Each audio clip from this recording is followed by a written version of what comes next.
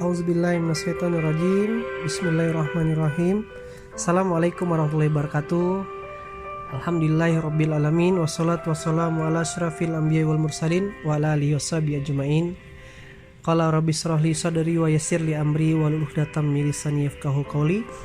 Sahabat sekali apa rezeki yang rahmati Allah, alhamdulillah atas izin Allah tak terasa kita sudah memasuki menuju Ramadan yang ke-19 Ramadan.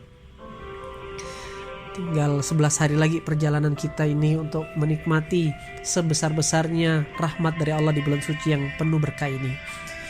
Teman-teman masih dalam rangkaian scale up rezeki, ya kan, bagaimana membesarkan mencapai level rezeki yang betul-betul dirahmati Allah. Kalau kemarin di episode sebelumnya saya bahas tentang biru walidain atau jimat kehidupan, yang mana ini bagian dari tiang scale up rezeki. Teman-teman dirahmati Allah, nanti kalau mau nonton framing secara singkat resume dari scale up rezeki ini, kawan-kawan bisa tonton ada di YouTube-nya scale up rezeki. Kemarin saya kebetulan barusan live. Nah, cuman pada kesempatan malam hari ini saya akan bercerita tiang scale up rezeki dari bab peta rezeki, dari bab kompas rezeki itu, yaitu apa? Al-Quran. Menjadi rangkaian tiang rezeki, yaitu berdasi, biru walidain sudah, yang kedua Al-Quran. Nah, why Al-Quran? Ada apa dengan Quran ini, teman-teman? Maka kita berangkat dari satu poin, apa-apa yang mendekati Quran pasti mulia dan dimuliakan. Malaikat yang diperintahkan Allah untuk bawa risalah Quran menjadi pemimpin para malaikat, yaitu Jibril. Bulan tempat turunnya Quran jadi bulan yang mulia, yaitu Ramadan. Terus malam tempat turunnya Quran jadi malam yang mulia, yaitu Lailatul Qadar. Manusia yang dipilih Allah tubuhnya untuk menyampaikan risalah Quran jadi manusia terbaik di muka bumi, yaitu baginda Rasulullah SAW. Nah, bahkan teman-teman semuanya, kalau kulit kambing ditempel dengan kayu itu paling jadi beduk dan diletakkan di luar masjid. Tapi kalau kulit kambing itu dituliskan lafaz la ilaha illallah, maka dia akan menjadi sebuah kaligrafi yang ditempel di dalam masjid ataupun di ruang tamu kita. Ini menunjukkan apa-apa yang mendekati Quran pasti mulia dan dimuliakan. Dan inilah yang saya rasakan, teman-teman, ketika 7 tahun terakhir, ya kan, 2012 saya mulai jatuh cinta dengan Quran. Nah, yang dulu saya harus berjuang mati-matian babak belur untuk memperbaiki kehidupan, wasilah mendekati Quran, hidup saya diperbaiki Allah. Kenapa demikian? Kok bisa?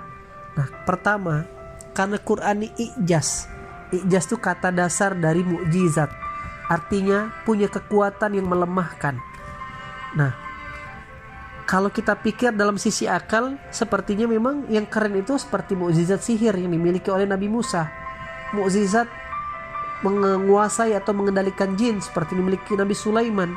Mukjizat menghidupkan orang mati seperti yang ditakdirkan pada Nabi Isa. Nah, ternyata teman-teman yang dirahmati Allah, sahabat scale up rezeki ini, nah kenapa Al-Quran juga disebut mukjizat? Karena sejatinya bagaimana bisa ada orang yang gak bisa baca sama tulis, tapi karena megang Quran, jadi Allah takdirkan menguasai 2/3 dunia. Kalau Nabi Muhammad ini punya Instagram, wah itu followernya udah paling banyak sudah. Dan bagaimana bisa Al-Quran yang tadinya didengarkan kepada orang yang sudah siap hendak menghunuskan pedang kepada Rasulullah, yaitu Sayyidina Umar bin Khattab, detik-detik di puncak maksiatnya ingin membunuh, ketika dengar surat Toha, ya kan, disitulah Umar bin Khattab justru mendapatkan rahmat Allah. Oke, Toha, ma anzalna alaikal qur'ani litashqa. Kami tidak menurunkan Al-Quran kepada Muhammad agar engkau susah. Illa tazkiratan liman yakhsha, melainkan sebagai peringatan bagi orang-orang yang takut kepada Allah. Tanzila mimman khalaqal arda was samawatil ula, diturunkan dari Allah yang menciptakan bumi dan langit yang tinggi. Ar-Rahmanu 'alal arsy istawa, yang maha pengasih yang bersemayam di atas arsy. Akhirnya kalimat-kalimat ini ketika didengarkan Umar bin Khattab yang tadinya hendak membunuh Rasulullah ketika mendengar adiknya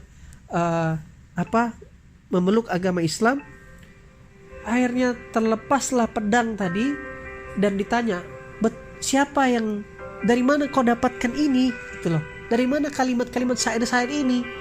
Dan ternyata adik iparnya Umar bilang, inilah yang diajarkan Muhammad. Benarlah, kata Umar, antarkan aku ke Rasulullah. Masya Allah, tabarakallah sahabat semua, orang yang di puncak maksiat justru berubah karena Quran. Apalagi teman-teman yang pada kondisinya mungkin lebih baik tidak di puncak maksiat. Kalaupun ada maksiat, ya saya berhusnuzon maksiat kecil. Maka Quran ini punya magnet, punya ijaz, melemahkan tadi. Nah maka teman-teman rahmati Allah, kalau kita berbicara rezeki, jadi gini, kalau teman-teman belajar matematika sampai rana jadi S3, maka Anda akan melotok, jago, jadi maestro dan pakar matematika. Kalau teman-teman menguasai S3 sampai 10 tahun belajar kimia, jadi pakarnya kimia. 10 tahun belajar sastra, jadi pakar sastra, ya kan? Lantas kalau antum bukan hanya belajar tapi mempraktekkan Quran, maka teman-teman punya kesempatan untuk menaklukkan dunia dan mengakses segala resource dan sumber daya yang Allah sudah titipkan di dunia ini, kawan-kawan. Nah, inilah keajaiban Quran. Nah, maka teman-teman yang dirahmati Allah, cek, jangan-jangan yang membuat rizki kita seret, ya kan? Karena kita emang jauh dari Quran, sehingga gak paham peta kehidupan. Sehingga yang harusnya poin-poin keberkahan hidup, nilai-nilai kehidupan, bukannya kita dapatkan, justru yang setiap hari yang terjadi banyak sekali aturan-aturan Allah yang terlanggar, yang membuat kita justru jauh dari rezeki, justru membuat kita jauh dari keberkahan.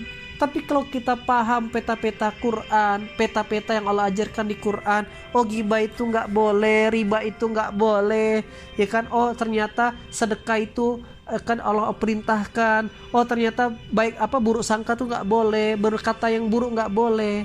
Nah maka selama ketaatan terjaga, itu berbanding lurus dengan rezeki kita, teman-teman semua yang rahmati Allah. Apa yang membuat di zaman Umar bin Abdul Aziz, salah satu khalifah yang diamanahkan, ya kan, memimpin Baitul Mal, di mana waktu itu dalam waktu 2,5 tahun atas izin Allah diperintah waktu itu dipimpin oleh Umar bin Abdul Aziz, tidak lagi ada orang miskin, orang-orang miskinnya enggak ada. Ternyata Umar bin Abdul Aziz menggunakan kekuasaannya untuk memaksa orang taat. Jadi sampai Umar bin Abdul Aziz bingung bagaimana mendistribusikan zakat sementara nggak ada orang miskin. Artinya ada loh, dan pernah ini di kondisi ideal tidak ada orang miskin. Nah kenapa? Ternyata didapati waktu itu orang yang paling malas saja, paling malas, artinya nggak punya kompeten, tidak punya skill. Ternyata orang yang paling malas saja bacaan Qurannya 1 hari 1 juz, teman-teman. Benar janji Allah. Ikan Quran ini hudalinas, petunjuk. Artinya orang ini betul-betul mendapatkan rezeki yang dijamin Allah. Rezeki makan iya, rezeki jodoh iya, ya kan? Karena itu sudah dijanjikan Allah. Tapi beda dengan yang bertakwa, ya kan, dan berkompeten, nilainya lebih di hadapan Allah. Nah maksudnya saya pengen cerita, ya kalau kawan-kawan dekat sama Quran saja, insya Allah, ini analogi sederhana deh. Kalau teman-teman punya anak ataupun teman-teman sendiri, misalkan 12 kan belajar itu SD 6 tahun, SMP 3 tahun, SMA 3 tahun, 12 tahun. Kalau tamatan SMA zaman sekarang paling hebat, paling banter jadi staff, ya oke. Ini kita bicara kondisi normal ya. Kondisi ideal jadi staff, jadi tenaga honorer. Tetapi kalau 12 tahun kita punya anak atau kita sendiri kita pakai untuk belajar Quran, menghafal Quran, mentadaburi Quran, mempelajari Quran, dan Allah takdirkan kita 12 tahun itu jadi hafiz Quran. Kira-kira kalau teman-teman jadi pengusaha, yang ngelamar tadi mungkin dia tidak tamat SD, Oke, ijazahnya cuma SD bahkan, tapi dia hafiz Quran, dia menguasai Quran, dia punya bacaan yang baik. Beranikah Anda menempatkan dia sebagai staf? Saya rasa tidak, teman-teman. Saya rasa tidak. Pasti kawan-kawan kasih tempat yang bagus.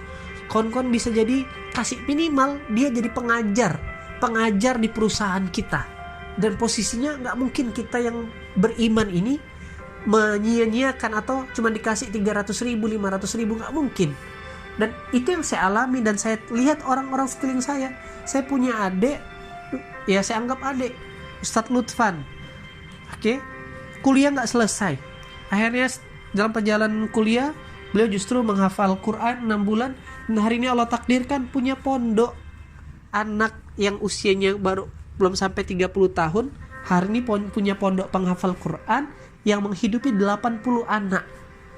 Nah, Allah takdirkan rezeki, bisa punya pondok, bisa punya masjid. Nah, ini betul lah, saya menyaksikan orang-orang di sekeliling saya. Dan saya yakin teman-teman juga punya testimoni. Orang-orang di sekelilingnya dekat sama Quran, dimuliakan Allah. Nah, saya ngeliat lagi sahabat saya yang kon-kon tahu jadi resiter Quran, Salim Bahanan. Beliau cerita awal-awalnya di YouTube ada ya, Salim Bahanan. Beliau cerita awal-awal merantau ke Jakarta, kerja di restoran Padang, jadi tukang cuci piring. Akhirnya dipindahkan lagi jaga villa di Bali. Nah, berawal jadi jaga villa di Bali, beliau azan di sebuah masjid, ya kan, suaranya bagus.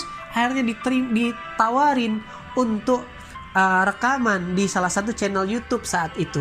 Dan apa yang terjadi kawan-kawan? Dari situ Allah angkat derajatnya, Allah kelilingkan, Allah berikan fasilitas-fasilitas dunia terbaik, sampai Allah takdirkan punya istri yang hari ini mendampingi beliau, punya perusahaan. Nah, demikianlah Allah jadikan dunia hina di hadapan orang-orang yang menjaga Quran. Nah, kenapa demikian teman-teman semua yang rahmati Allah? Karena sebagaimana janji Allah di surah Al-Hijr surah ke-15 ayat ke-9